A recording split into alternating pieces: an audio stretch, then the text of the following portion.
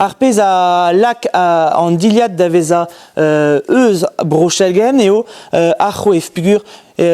tout d'arpez a zo un tran a un tomik ar mestra evit brocha la bez d'ar marize archouef a zo anvet an man sparl pe tintaman hag nebeut zo daoug un vloaz ez evet anvet numéro 8 hag a zo sorte les anneaux met ar gerioù hag a veskavet e barz ar skridou a zo dagenta tintaman hag a zo ar ger kenta hag goudet dreistol an anno sparl hag ar pez a ra diouz ar plach hag a zoug anei ar sparlen a zo ar plach hag a zoug ar c'hwef sparl. D'ar marize a c'hwef a zo c'hwef braz a walar evel e barz brochal a breiz a bez a c'hwef a zo bezeus teir loden varni bezeus adrek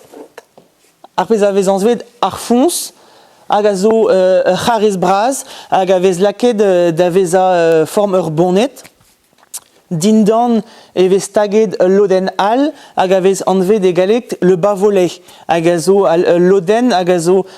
dindan ar fons hag a servich d'ar penkenta da miroud a dreg ar gouzouk da vez a tapet gant an eol penkenta a echu ar bavolet e kreiz a c'horf a mont a var berat ne ae ar fons hag ar bavolet a zo brodet gant ar broderez gwen hag a zo anavezet ar poense hag an trede loden a zo ar pez an vet la visagière en eskel les ailes neus ket ur ger rik evit a lodenze. D'ar vareze a lodenze a ra ur metra d'anterkan irder ne pe gant loden e kotons brodet a dantelez va ar bord pe peptra e kotons dipan a ra hag an diou eskel a zo laket var gore ar fons evit ober ar fermze.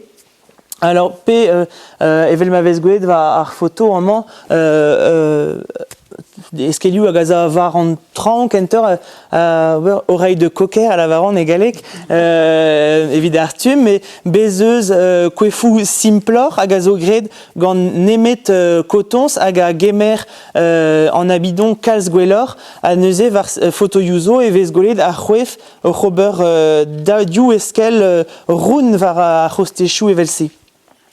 A c'hwef a zo douget d'ar vareze var ur soukoaf, c'hwef dindan, ne vez ket gwelet kalz anei, bezeus nemet a lassou a vez gwelet hag a vez nouet dindan, evit ma chomfe en e blas. Evit lakad ouspen a renk uela e ober laket dei tammik bravigou d'ar vareze a c'hiz a zo kaout an rae a zo le cœur croix hag a zo